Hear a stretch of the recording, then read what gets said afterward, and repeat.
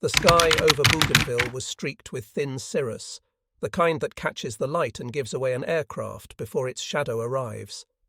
At 0934 hours, 13 American P-38 Lightnings swept in low over the ocean, throttled back to conserve fuel, flying in a double V formation. They were hunting one man, Admiral Isoroku Yamamoto, but the Japanese crewmen beneath those wings had no idea that history was about to end for them. Among them flew Ensign Masaru Sato, observer aboard a Mitsubishi G4M Betty bomber, tail code T1323, part of the 705th Kokutai, 4th Air Group of the Imperial Japanese Navy. The bomber had taken off from Rabaul at dawn, its twin Nakajima engines rattling with the metallic fatigue of months of tropical wear.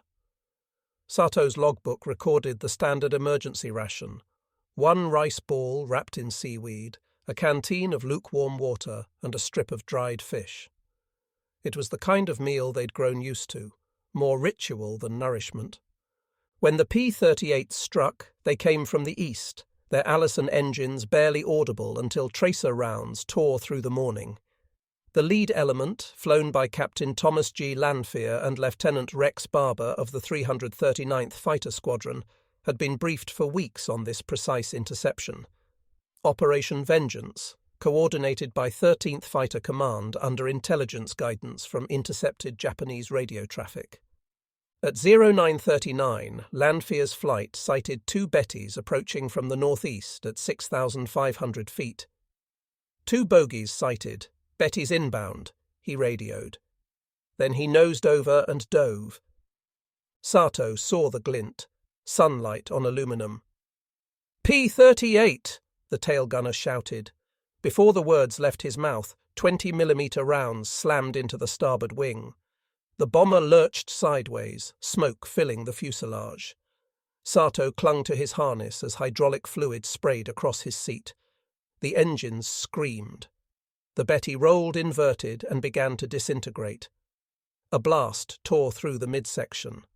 And then silence. When Sato awoke, he was half submerged in a lagoon. The air was heavy with oil and salt. He crawled onto a mangrove bank, his ears ringing. All around him were pieces of the plane, metal fragments, burning fuel, and what was left of his crewmates. His left arm hung uselessly at his side, shattered by shrapnel. He could still hear the popping of ammunition cooking off in the wreckage. Hours later, as the tide receded, he saw them, U.S. Marines of the 3rd Raider Battalion, moving along the shore with rifles drawn. Sato tried to reach for his sidearm, but his strength failed him. The Marines surrounded him cautiously, shouting commands he couldn't understand. Then one of them, a corpsman named Private Robert Ellison, knelt down, unholstered his canteen, and pressed it to Sato's lips. The water was cold and clean, the first fresh water Sato had tasted in days. His throat tightened. His body shook, not from pain, but disbelief. In his survival training back in Yokosuka, instructors had drilled a single principle: never surrender. The Americans will torture you, starve you, use you as a spectacle. But now, lying on that beach, the first thing he tasted from an enemy was kindness. That night, the Japanese 4th Air Group War Diary recorded the loss of Yamamoto's flight. 2 aircraft overdue from Rabaul to Balale, feared lost, possible enemy interception near Bougainville. A handwritten marginal note in the captured copy later found by Allied translators reads, "No parachutes observed." Crew presumed dead, but one wasn't. By late 1943, Japanese air units across the Solomon Islands were fighting more than the Americans. They were fighting starvation. Records from the Allied Translator and Interpreter Section, ATIS, and post-war interrogations of Japanese logistics officers confirmed that supply lines from Truk and Rabaul were near collapse. Malaria, dysentery and vitamin deficiencies killed more pilots than combat did. Standard rations had fallen below 1,600 calories per day. Rice was rationed in spoonfuls. Pilots chewed on sugarcane for energy. A surviving 4th Air Group technician, Petty Officer Takamura, later told interrogators, "We had no fuel, no meat and no salt. The Americans ate from cans. We boiled shoe leather if we had to.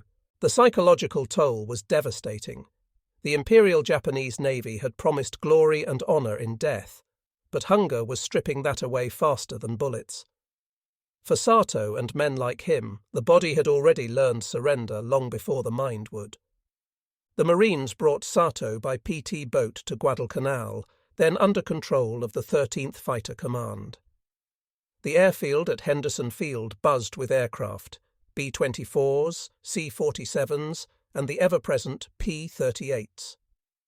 American medical teams were used to treating their own wounded, but rarely Japanese survivors. Sato's capture was logged by Major Thomas W. Carson, intelligence officer attached to the 339th Squadron, as POW No. 47, Japanese Naval Air Crew, recovered Bougainville sector. Carson later wrote in his war diary, National Archives, Record Group 18, "The prisoner was emaciated, dehydrated, and feverish. He expected execution. He flinched when offered food. What the Americans fed him that night would become symbolic, a plate of scrambled eggs, canned peaches, and coffee with milk." For the men who had seen their friends die in the Solomons, this act wasn't charity. It was a declaration. They were soldiers, but they were also human. While Sato was recovering, U.S. intelligence units scoured captured Japanese records, amazed at the reports of starvation. The U.S. Strategic Bombing Survey, Pacific Theater, later noted, "Enemy air units in the Solomons suffered nutritional collapse by mid-1943. Morale and performance declined proportionally to caloric intake." For the Japanese, hunger had become a weapon, one wielded by both nature and their own command. Food was reserved for officers first, pilots second, mechanics last. The doctrine of sacrifice extended even to sustenance. In the jungles of Bougainville, pilots often fought on empty stomachs. A captured Japanese message intercepted in June 1943 read, "Advise all personnel to eat tree roots if necessary. Do not request resupply." By contrast, the Americans on Guadalcanal dined on powdered eggs, steak, and fresh bread flown in by C-47 transports. When Japanese POWs arrived, the disparity was immediate and disorienting. To them, such abundance was impossible, a hallucination. They expected beatings and starvation. They found nurses and full plates. On the 4th night of his captivity, Sato awoke to the hum of generators and the scent of roasted beef. He thought he was dreaming. A marine cook was serving rations to the guards, steak from Australia, potatoes and coffee. When Sato stirred, the cook looked over, shrugged, and sliced off a portion, setting it beside him on a tin tray. Sato stared at it, trembling. He lifted the fork with his unbandaged hand and took a bite. The taste was so foreign, so heavy with salt and fat, that his stomach rebelled. He wept quietly, shaking, unable to tell whether it was grief or relief. In his later testimony, 1946, Yokosuka POW debriefing, Sato recalled, "I believed Americans would make us crawl and die in hunger. Instead, they gave me food that no officer in Rabaul had eaten in months. I began to wonder if everything we had been told was wrong. That single meal, steak and chocolate to follow, would echo through his mind for years. The Empire had promised honor in death, but the enemy had offered life and lunch. The airfield smelled of engine oil and oranges. U.S. transport planes were unloading crates stamped U.S. Army Quartermaster Corps, Ration D. Inside were tins of meat, condensed milk, and Hershey chocolate bars, the very symbols of American industrial abundance. To Ensign Masaru Sato, lying on a cot beneath a corrugated roof infirmary, it might as well have been another planet. He had been a prisoner for 4 days. The medical ward where he lay was built from salvaged jungle timber, its floor half dirt, half wood. The American nurses moved with astonishing calm, efficient, indifferent to the fact that their patient had tried to kill their countryman just days earlier. One of them, a lieutenant named Margaret Hill, wrote in her duty log, "Japanese airman suffering shrapnel wounds, moderate dehydration. Cooperative but silent. Seems afraid of eating. Afraid. That word repeated in every report. The captured men, few though they were, hesitated before every meal. When presented with eggs, bread or fruit, they would bow and wait, expecting a blow or command. Sato had seen such gestures before, not from enemies, but from starving villagers in New Guinea, who waited to see if the officers would finish eating before they took a scrap. That first week, he learned something that defied every line of the training manual. American soldiers fed their prisoners the same food they ate themselves. At Henderson Field, the standard rations for U.S. forces were extraordinary by Japanese standards. Breakfast, powdered eggs, fried spam, biscuits, coffee, sugar. Lunch, beef stew, canned peaches, white bread. Dinner, steak or corned beef hash, potatoes, milk, and sometimes chocolate. The U.S. Army Quartermaster in the Pacific, Colonel Lewis Brereton, had ordered that POWs be given basic subsistence equal to enlisted men in the field, consistent with the Geneva Convention. That meant the same steaks, the same desserts, even cigarettes. For Sato, the first taste of chocolate was nearly religious. He bit the square of Hershey's and froze as the sugar hit his tongue. Japan's rationing system had eliminated sugar by 1941. To taste it again was to feel a world that still had sweetness, and he couldn't decide whether that made him comforted or homesick. Later, during interrogation by Major Thomas Carson, he admitted quietly, "We were told that Americans eat like kings while their slaves starve. It is true that you eat like kings, but you share." Carson, who had lost 2 friends in the interception mission, simply nodded. "The war doesn't change how we feed a man," he wrote later in his debrief report. "It was not sentimentality, it was policy."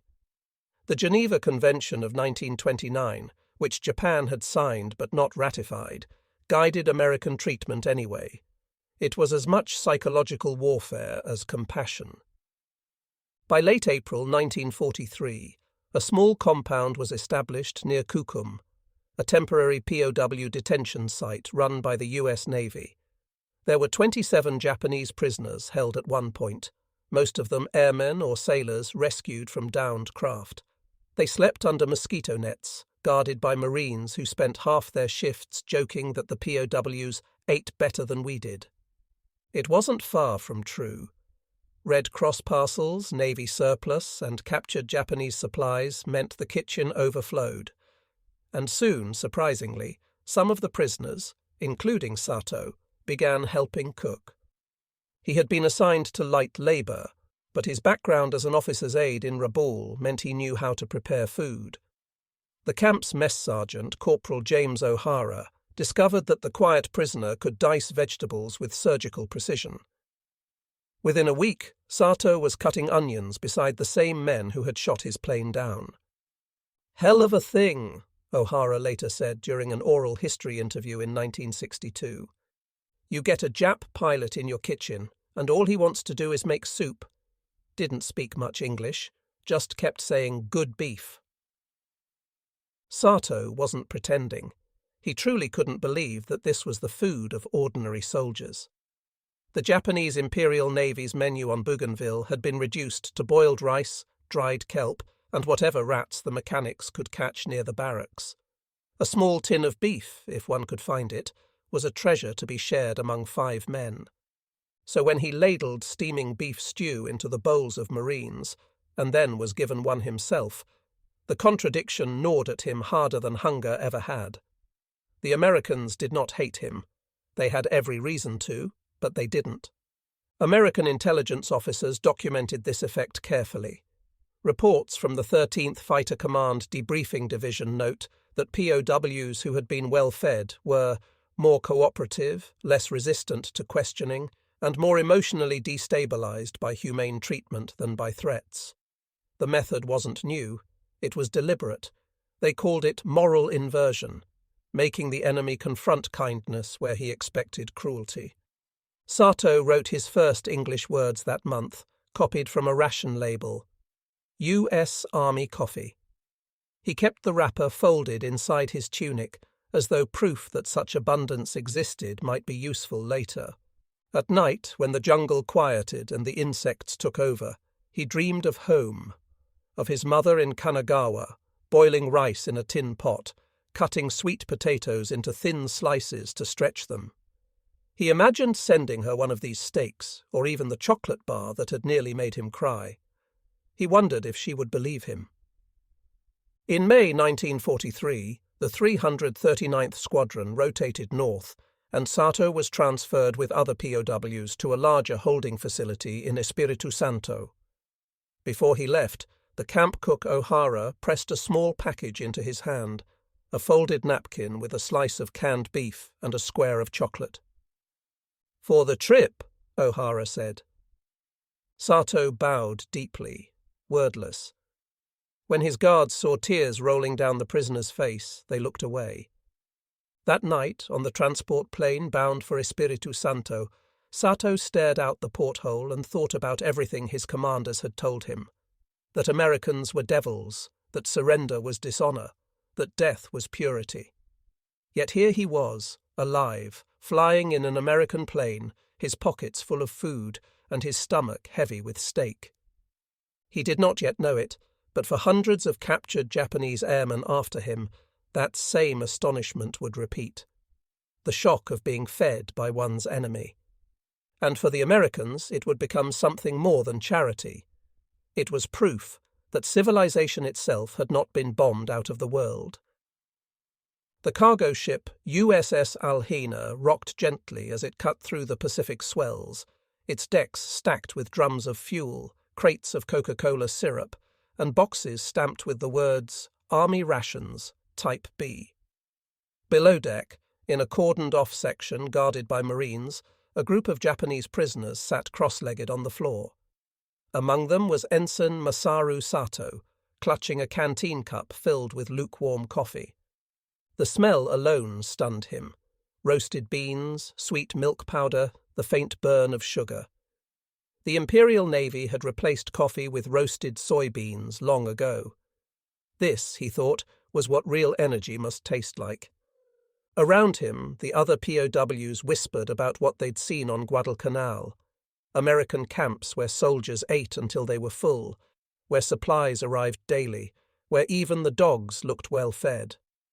Some of them had served in Rabaul or Truk, where hunger had hollowed out entire squadrons.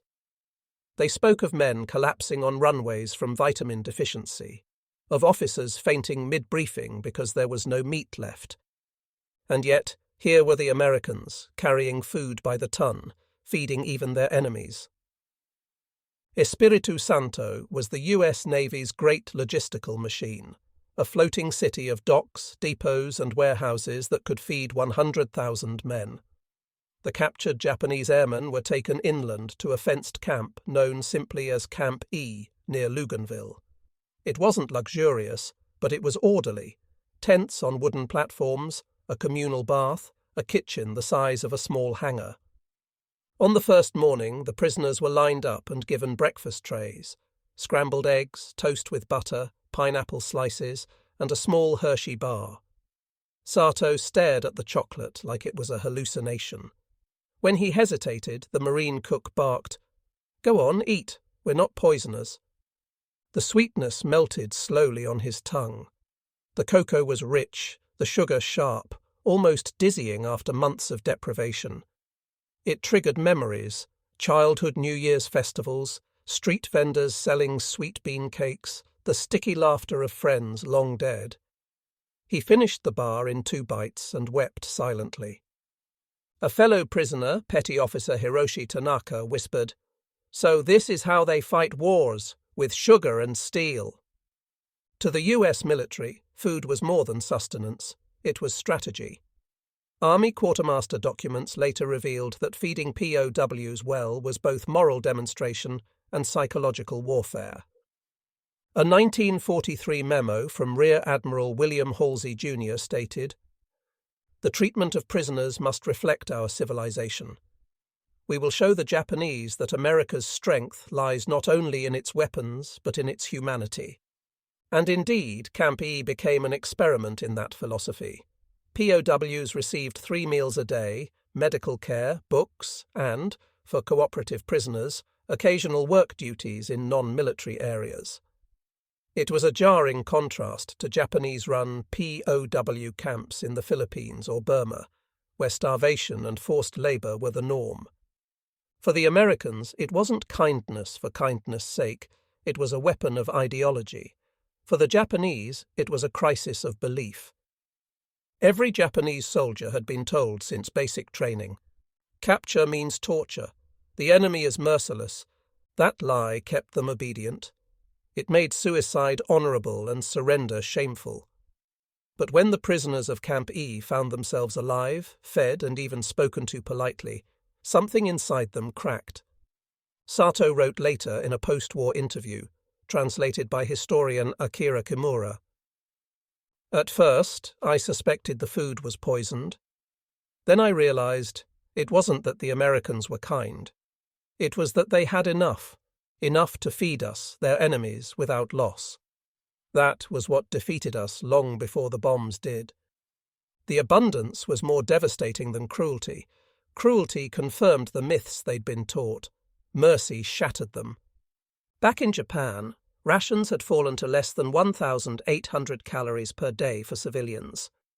Pilots in training at Atsugi Airfield received half portions of rice bulked out with barley. By 1944, malnutrition was endemic. Even officers complained that their uniforms no longer fit. At Camp E, the daily caloric intake for a prisoner averaged over 3,200 calories: steak, milk, potatoes, vegetables, and sugar. It was enough to make some POWs physically sick during the first week as their bodies adjusted to real nutrition. American officers began noticing something else. The POWs were getting healthier, faster, than their own men. The clean diets, enforced rest, and medical care gave them colour again.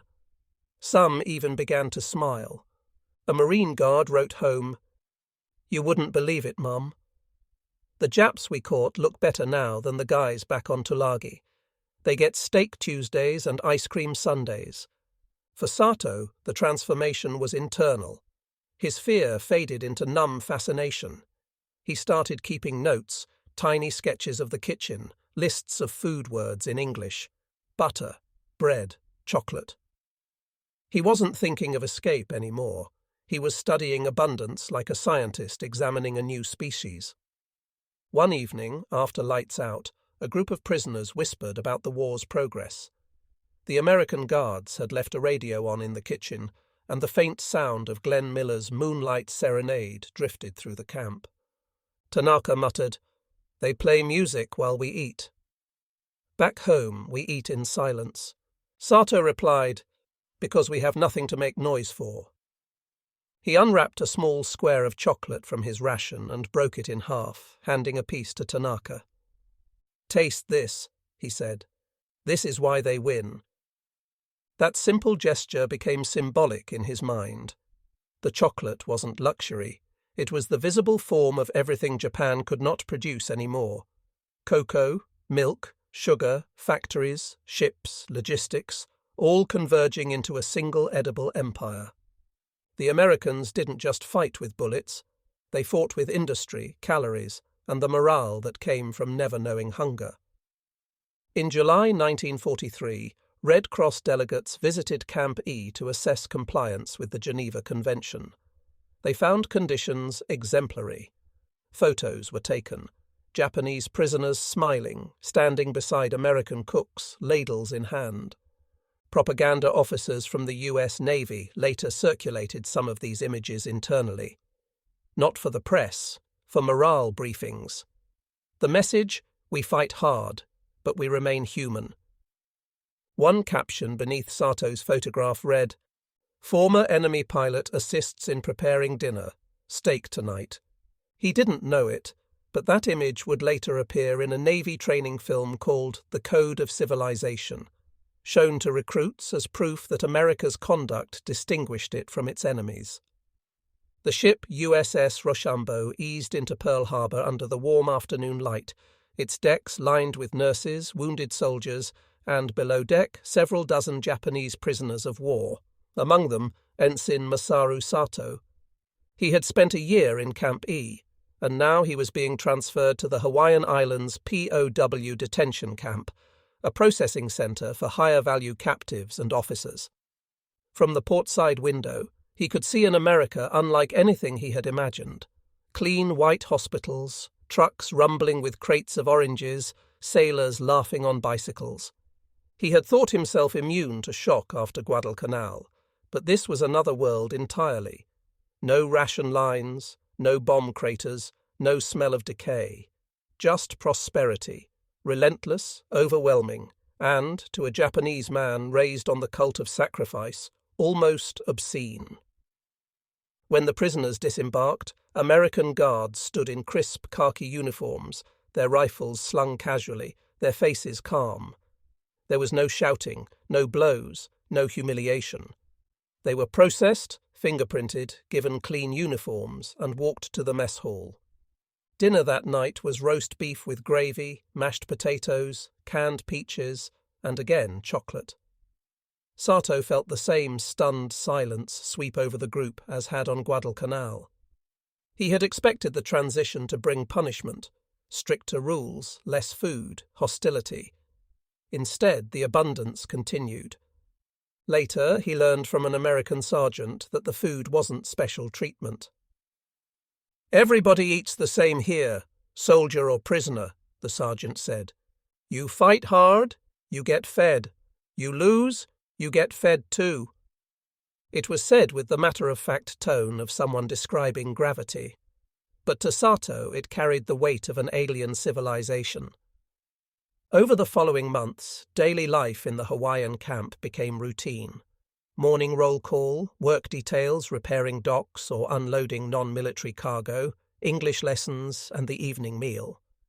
Sato, like many other POWs, kept a journal, secretly at first, then openly after US officers allowed it. He wrote about the food, yes, but also the ritual of it. The lines, the trays, the way Americans lingered to talk while eating, something the Imperial Navy would never have permitted. He noticed something profound. The Americans ate together, enlisted men beside officers. In Japan, a commander would never dine with his subordinates. Meals reinforced hierarchy. Here, food erased it. He began to wonder if this was the true foundation of American power, not merely industrial might, but the quiet equality of the dinner table. By early 1945, POWs were permitted to write letters through the Red Cross, subject to censorship. Sato's first message home read, "I am in good health and well treated. We are fed better than we deserve. Please do not worry." He knew his family might never receive it or believe it. Japanese wartime propaganda insisted that captured soldiers were tortured or executed.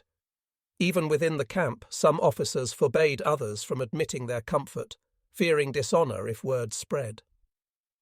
But language began to change things. American camp administrators encouraged English study. For Sato, learning the word mercy was transformative. There was no perfect equivalent in Japanese military vocabulary. The closest term, jihi, was Buddhist, abstract, divine, not something men practiced in war. He wrote in his diary, "To show mercy is to be weak in our creed, but perhaps mercy is the proof of strength." Military intelligence officers from the 13th Fighter Command occasionally questioned Sato about aircraft, fuel logistics, and base layouts. He cooperated politely but carefully, revealing little that could harm anyone. What fascinated him was how the interrogations were conducted. No beatings, no screaming, just questions, pencils, and coffee cups. After each session, he was thanked. The contrast was unbearable. He had seen how Japanese Kempeitai interrogations worked. Men broken, bones splintered, confessions extracted with water and fists. And now, here was an empire that conquered without lifting a hand. He began to understand that America didn't need to terrify to win. Its confidence was its weapon. One evening in January 1945, after the news of Saipan's fall reached the camp, Sato sat outside the barracks watching the sunset over the Pacific. A guard brought him a small treat, a slice of apple pie left over from the kitchen. The crust flaked like ash on his tongue, the filling rich with cinnamon. He thought of the rations his family must be eating now, barley and sweet potatoes, if anything.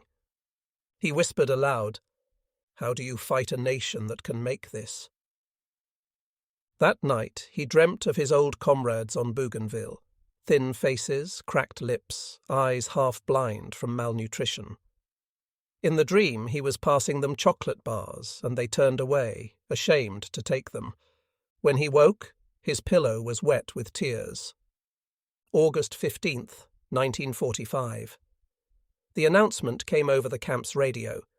Emperor Hirohito had surrendered. The prisoners were silent for hours. No cheers, no despair, just stunned disbelief. Some broke down. A few tried to kill themselves, bound by the old code that said life after surrender was dishonor. The guards intervened gently, removing belts and razor blades. Sato didn't try. He sat by the fence, staring at the horizon. "We thought we fought for the emperor," he later said, "but perhaps we fought for our hunger and lost to those who never knew it." Over the next months, the camp changed tone. American soldiers came by with cigarettes, magazines, even film reels showing victory parades.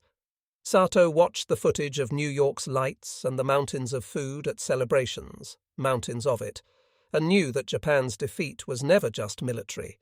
It was industrial, agricultural, and moral. In late 1946, Sato boarded a ship back to Japan. The American quartermaster gave each returning POW a Red Cross package, soap, canned meat, and, as always, a chocolate bar. When he landed at Yokohama, he found his home city unrecognizable. The docks were rubble.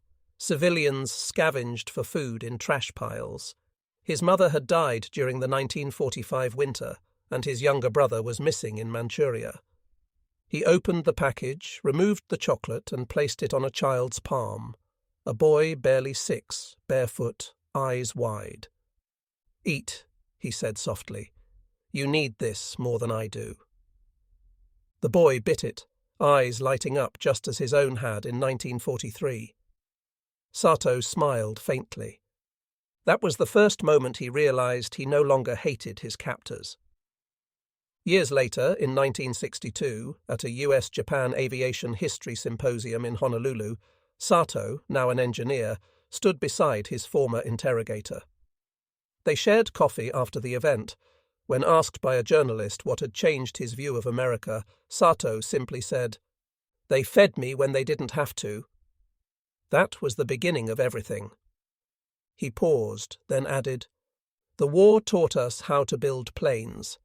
Captivity taught us how to be human." That line became famous in Japanese post-war literature, quoted in essays and documentaries. It symbolized an entire generation's reckoning. Men raised to believe the enemy was inhuman, only to find humanity reflected back at them in a bowl of stew or a piece of chocolate. Historians reviewing the camp records decades later would find that less than 1% of Japanese POWs under US custody died, compared to over 25% of Allied prisoners of war under Japanese control. It was a statistical mirror of moral philosophies. The Americans had proven something profound. Mercy could be strategic. Food could be propaganda. Chocolate could win hearts where bullets could not. For Ensign Masaru Sato, the lesson was eternal. "We expected starvation," he wrote in his final memoir, The Taste of Defeat. "Instead, we found kindness. And in that kindness, we saw our own civilization's failure." The U.S. Navy transport ship USS Etalin rolled lazily in the swells off the Solomon Chain, its bow slicing through water so clear the sun seemed to burn beneath the waves. In its forward hold, 47 Japanese prisoners, pilots, mechanics, and infantrymen, sat in silence, each wearing the same expression: wary disbelief. Among them, Ensign Masaru Sato had begun to understand that captivity under the Americans was not a temporary humiliation, but an entirely new kind of education. Aboard the Etalin, the rules were simple: 3 meals a day, no violence, and no talk of suicide. The guards enforced discipline, but treated the prisoners with a professionalism that bordered on gentleness. At dawn, they were allowed on deck for air. And it was there, on that steel expanse overlooking the endless Pacific, that Sato saw something that would haunt him for the rest of his life. On the aft deck, American sailors were throwing food into the ocean: untouched breakfast trays, half-eaten fruit, uneaten bread. The prisoners froze. Some gasped softly, others turned away. Sato could only stare. That much food, wasted. In Rabaul, a pilot could fly 3 missions on half a bowl of rice. On Bougainville, men had eaten bark and boiled vines for soup, but here the enemy discarded steak as casually as scrap paper. "They throw away more than we ever had," whispered Petty Officer Tanaka beside him. "They live in a different universe." Later that afternoon, an American lieutenant fluent in broken Japanese gathered the prisoners. He spoke slowly, pointing to the sea, the ship, the sky. "America is big," he said, tapping his chest. "We have factories. Many farms. You, soldiers, good fighters. But Japan, too small." Sato expected arrogance. Instead, the officer's tone was almost respectful, even apologetic, as though explaining an equation, not delivering a boast. That night, Sato lay awake on his cot, listening to the engines hum. He realized that for the first time, he was seeing the war not as a struggle of nations, but of resources, of calories, machines, and time. Japan's spirit had been unbreakable, but spirit could not fill stomachs or fuel bombers. When the Etalin finally reached Pearl Harbor, the prisoners were lined up and escorted off the gangway. On the dock, Hawaiian civilians watched curiously, some sympathetic, others stone-faced. But what caught Sato's eye wasn't the crowd. It was the trucks unloading supplies nearby, crates labelled oranges, California, milk, Wisconsin, and sugar, Louisiana. The war, he realized, was a system that fed itself endlessly, a chain of abundance stretching from continent to island, from farm to front line. And as he stepped onto American soil, still tasting the ghost of chocolate from his last ration, Sato thought, "This is what victory tastes like." The camp lay inland from Pearl Harbor, between sugarcane fields and rust-red hills. To the locals it was simply known as Camp Honouliuli. To the U.S. Army it was a model of humane detention, clean barracks, organized labor rotations, and, as one officer wrote in a report to Washington, a living testament to democratic values under duress. For Ensign Masaru Sato, it was the strangest chapter of the war, a place where the boundaries between captive and captor blurred. When Sato first entered the gates of Honouliuli, he expected hostility. Instead, he found a miniature town. The prisoners farmed vegetables in neat rows, repaired machinery, and cooked under American supervision. The air smelled of salt, sugar, and the faint tang of diesel. Each morning began with the clang of a brass bell. After roll call came breakfast, oatmeal, eggs, toast, and coffee. The colour of engine oil, the taste of heaven, as one POW described it in a post-war memoir. The Americans maintained strict order, but not cruelty. Guards treated prisoners like workers rather than enemies. Some even joked with them, trading cigarettes for origami cranes or Japanese calligraphy. For Sato, the most disorienting moment came the first Sunday, when the camp chapel opened its doors to anyone. Japanese prisoners, Korean laborers, even Italian detainees sat side by side on the same wooden benches as American chaplains read from the Gospel. It was the first time he had ever seen an enemy kneel in prayer beside him, not in mockery, but sincerity. The mess hall was the camp's centre of gravity. Food came in abundance, not luxury, but sufficiency. Fresh bread from on-site ovens, fish from local markets, occasionally even ice cream brought in from Honolulu in dented metal containers. To the Americans, it was just rations. To the Japanese, it was revelation. Sato once asked an American cook how the military managed such variety. The cook, a farmhand from Kansas, laughed. "Simple," he said. "We don't run out." That phrase, "we don't run out," echoed in Sato's head for days. In Imperial Japan, the military had glorified scarcity. To endure is to be noble, their instructors said.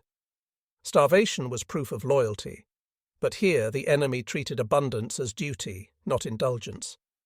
He began to wonder, which philosophy truly built empires, sacrifice or sustainability? By winter, the US Army began allowing willing prisoners to attend English classes. Sato enrolled out of curiosity. His teacher was a university volunteer from Honolulu, half Hawaiian, half Japanese, wearing both cultures on her face like history's irony made flesh. She started with simple words: bread, peace, freedom. When she wrote freedom on the chalkboard, she paused. In English, she explained, this word doesn't mean permission, it means choice. That sentence hit him harder than any interrogation. Japan's soldiers had never known choice. Every command, from the emperor's portrait to the final suicide order, had been obedience without question. In one of his English notebooks, now preserved in the National World War II Museum archives, Sato wrote, "Freedom means you can choose mercy over hatred. That is power greater than war." The US Army occasionally brought in civilian lecturers, professors displaced by the war, to teach POWs basic subjects: agriculture, economics, engineering, and democracy. It was part of what would later be called the reorientation program. One day, an elderly economics professor from the University of Hawaii gave a talk on American industry. Using chalk diagrams, he explained how the US could produce 50,000 aircraft a year, while Japan struggled to build 5,000. "It is not because we are smarter," the professor said. "It is because we feed the worker before we build the plane." The prisoners fell silent. The sentence felt like a sermon. Afterward, Sato approached him through an interpreter and asked, "You feed your enemies too?" "Why?" The professor smiled faintly. "Because hunger breeds hate, and hate is the enemy we cannot afford to feed." As months turned to years, life at Honouliuli began to blur. Prisoners played baseball. They performed Japanese folk songs during holiday programs attended by American officers. Some made art from scrap metal, carving birds and boats that now sit in museum collections as symbols of reconciliation. Sato's squad was assigned to repair army trucks. Mechanics taught him how to use wrenches, spark plugs, and carburetors, things he'd never handled in the Imperial Navy. When asked once what surprised him most about Americans, he replied, "They fix everything, even what is not broken." It wasn't just engines, it was people. As 1945 dawned, rumours of Japan's defeat spread through the camp. Manila had fallen. Tokyo was burning. Sato listened quietly to the radio, heart torn between loyalty and awakening. The Americans didn't gloat. Instead, they discussed rebuilding, post-war plans, food shipments to Europe. They were already thinking about peace. It dawned on him that the Americans were fighting a longer war, one of memory. They weren't just conquering territories, they were shaping how the world would remember what it meant to win. And they were winning through education, not execution. In May 1945, before the war's end, a US Army chaplain hosted a symbolic dinner. guards and prisoners sharing a single meal together. It was photographed, the image still archived in the Air Force Historical Research Agency. In the picture, Sato sits at the edge of the table, hands folded, a plate of roast beef in front of him. Across from him, an American lieutenant raises a coffee cup in silent toast. That night, Sato wrote in his diary, "The first time I ate with my enemy, I ceased to be one." Years later, when historians asked him what changed his understanding of war, Sato did not mention bombs or battles. He mentioned breakfast, the quiet generosity of an egg and a cup of coffee in a Hawaiian camp. "They fought us fiercely," he said, "but they taught us gently." And that was harder to survive. The sea smelled of rust, coal smoke and endings. The transport ship that brought the prisoners home, the USS General Anderson, steamed slowly toward a ruined Japan. From its deck, Ensign Masaru Sato watched as the coastline came into view. The hills still green, but the cities grey, burned and flattened. The land of gods and emperors now looked like a graveyard. He felt no triumph, only the strange weight of survival. Tokyo had been reduced to a charcoal maze. Train stations had no roofs. Children in rags pulled carts filled with scrap metal. Women carried buckets of ash to patch holes in the streets. At the repatriation center in Yokohama, Sato and other former POWs were lined up, deloused, and handed a set of civilian clothes. The officer in charge read their names aloud, but avoided eye contact, as if the returnees carried something contagious, not just disease, but shame. In Imperial Japan, surrender had been considered worse than death. Men who returned from captivity were often treated as ghosts, unworthy of ancestor worship, unfit for the emperor's grace. Sato overheard one officer mutter, "They came back, but their honour did not." He lowered his head. He had once been proud to wear the Navy's wings. Now even the uniform felt like a costume borrowed from a dead man. When he finally reached his hometown in Chiba, the streets were half gone. His family's house was a blackened shell, the roof torn away during a 1944 air raid. His mother was alive but frail, her hands cracked from years of scavenging and labour. His younger brother had died in the Philippines. His father, once a fisherman, now sat near the riverbank, silent, watching the water flow past burned-out bridges. When Sato appeared at the door, his mother gasped. She did not run to embrace him. She simply bowed, trembling. "I prayed for your spirit," she whispered, "not for your body." That night she laid out what little food they had, boiled roots and a handful of rice, and offered it before his photograph on the altar. When Sato quietly took the photo down, she turned away in tears. He realized that in coming home, he had broken another rule. He had returned alive. Weeks passed before Sato found the courage to tell anyone about America. When he mentioned that he had eaten regularly, that the guards had treated them humanely, his neighbours stared in disbelief. Some accused him of lying, others whispered that he had collaborated. One man spat on the ground. "You were fed by the enemy while our children starved." The guilt stung deeper than any interrogation. And yet, the more he reflected, the more he understood that the Americans' mercy had not been weakness. It had been strategy, a moral weapon sharper than any sword. They had defeated Japan not only with bombs, but with kindness that Japan could not comprehend. He began to wonder, could a nation that fed its enemies rise again faster than one that starved its own? In 1946, General MacArthur's headquarters announced a new initiative. Returning officers and technicians would assist in rebuilding Japan's economy. Former soldiers who possessed technical skills, even POWs, could work in factories, farms, and reconstruction teams. Sato volunteered. He was assigned to a reconstruction project in Yokosuka, helping repair American-donated trucks and power generators. He recognized the engines immediately.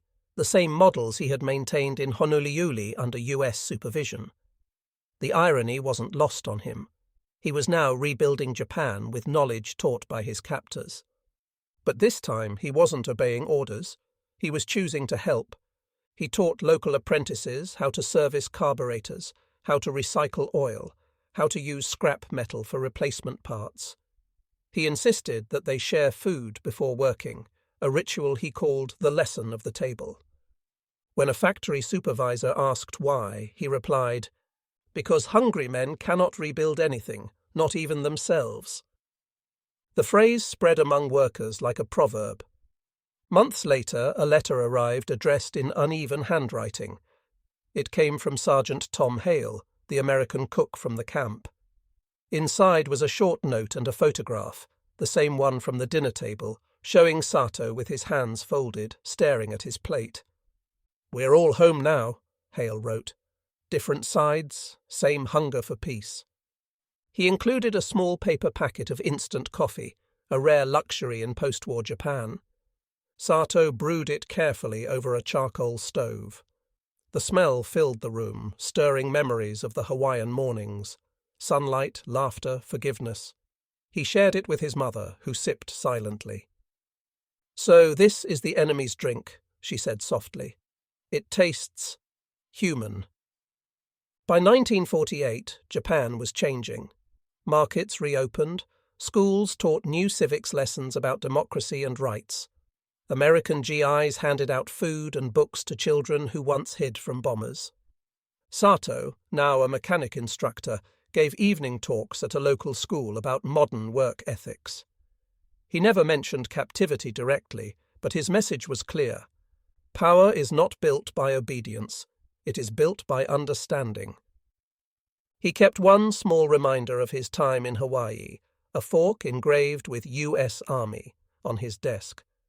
Whenever students asked what it was, he smiled and said, "The first weapon that taught me peace."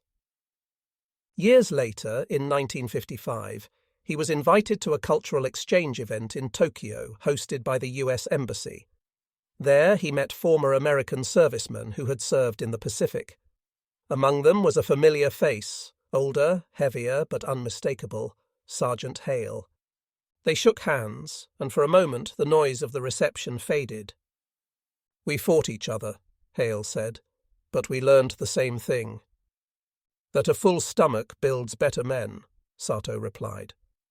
They laughed. Two soldiers who had once stood on opposite ends of the world now stood together under the same flag of memory. In the years that followed, Sato lived quietly near Yokosuka, teaching mechanics and writing reflections in a private journal. When he died in 1982, his son found a note folded between the pages. It read, "The Americans defeated us without starving us. They rebuilt us without humiliating us. They taught us the greatest art, how to win peace." On his tombstone, his family engraved just one line, "Fed by mercy, reborn by choice." The hall was filled with scholars, veterans, and journalists from both nations. Flags hung side by side above the stage, the rising sun beside the stars and stripes. It was the first time in history that pilots from both air forces sat together publicly to discuss the war that had once divided them. At the center of the panel sat two men, Colonel Jack Jacobson, a retired US P-38 commander from 13th Fighter Command, and Masaru Sato, now a civilian engineer representing Japan's new aviation industry. The moderator began, "Today we discuss not who won the war, but how peace was built from its ashes." Sato adjusted his glasses and looked across the audience. There were students, young engineers, widows, and a handful of surviving airmen who had fought in the skies over Bougainville. He took a deep breath. "When I was captured," he began, "I expected to die. Instead, I was given food, medicine, and kindness. In that moment, I learned that America's true power was not its weapons, but its humanity." The hall fell silent. By the 1960s, the US and Japan had become economic allies. Factories that once built Zero fighters now produced cars and cameras for American markets. But behind the prosperity, there lingered a question historians still debated. Why had America treated its Japanese prisoners so differently from the Axis POWs in Europe? The answer, as military records later confirmed, was partly strategic, partly moral. Documents from the U.S. Army Provost Marshal General's Office, 1944, reveal that the War Department had issued a directive requiring humane treatment of Japanese POWs, not out of sentimentality, but to undermine Japanese propaganda that depicted Americans as barbarians. If Japan's soldiers returned home alive, fed and unharmed, they would carry with them a message more devastating than any bomb, that everything they'd been told about the enemy was a lie. Between 1943 and 1945, U.S. camps across Hawaii, Guam and the mainland processed over 10,000 Japanese prisoners. According to Red Cross inspection reports preserved in the National Archives, mortality rates were below 1% compared to nearly 30% for Allied POWs held by Japan. In some camps, Japanese prisoners even published newsletters, farmed vegetables, and organized cultural plays. One officer later wrote, "It was strange to see our men bowing before a flag they once vowed to die for, and yet they smiled." Historians would later call it the paradox of mercy, the idea that compassion, when shown to a defeated enemy, could transform them into a future ally. After 1945, U.S. occupation authorities used Japan's POW experience as a model for rebuilding the nation's psychology. Instead of humiliation, they offered structure. Instead of starvation, they offered nourishment. This strategy of demilitarization through humanization became a cornerstone of post-war diplomacy. General Douglas MacArthur himself stated in a 1946 briefing, "We will not destroy Japan's soul by vengeance. We will reforge it by feeding its people and teaching its children." For former prisoners like Sato, that policy wasn't abstract, it was personal truth. At the 1962 symposium, a journalist asked Sato, "Do you ever regret being captured?" He paused. The question hung in the air. "I regret the war," he replied softly. "But captivity taught me that nations are judged not only by how they fight, but by how they treat the defeated." He described the camp in Hawaii, the steaks, the milk, the chocolate, not to glorify his experience, but to show how moral choices ripple across generations. "Some of my countrymen starved in our own camps," he said, "yet I lived because my enemy decided I was still human." That decision rebuilt Japan. When he finished, the audience stood in quiet applause. Among them were young Japanese engineers who had never known war, only the prosperity that grew from its lessons. In later years, historians revisited Sato's story through official documents. The U.S. Strategic Bombing Survey, 1947, had already concluded that Japan's defeat was as much economic as military, a collapse of logistics, nutrition, and morale. American analysts found that by 1943, the average Japanese soldier in the South Pacific survived on less than 1,500 calories per day. In contrast, U.S. servicemen routinely received 3,600 calories, including fresh meat and fruit even in combat zones. The war had been a contest of stomachs as much as strategy, and when peace came, the same food that had sustained the victors was used to rebuild the vanquished. In 1946 alone, the U.S. shipped over 600,000 tons of food to Japan under the Government Relief in Occupied Areas program. Every grain of wheat, every can of milk, every ration bar sent a message stronger than propaganda. Mercy was now the weapon of choice. When Sato died in 1982, his name appeared briefly in an American veterans newsletter. The headline read, "Former Japanese POW remembered as friend." A smaller paragraph quoted his favorite saying, one that had become a motto for reconciliation programs between the two nations. "Feed your enemy, and you will never fight him again." Today, in the archives of the National World War II Museum, a faded photograph remains. A young Japanese pilot, hands folded over a plate of steak and chocolate, looking not at his captors, but at the idea that mercy itself could win a war. It is captioned simply, Honouliuli, 1944, the beginning of peace.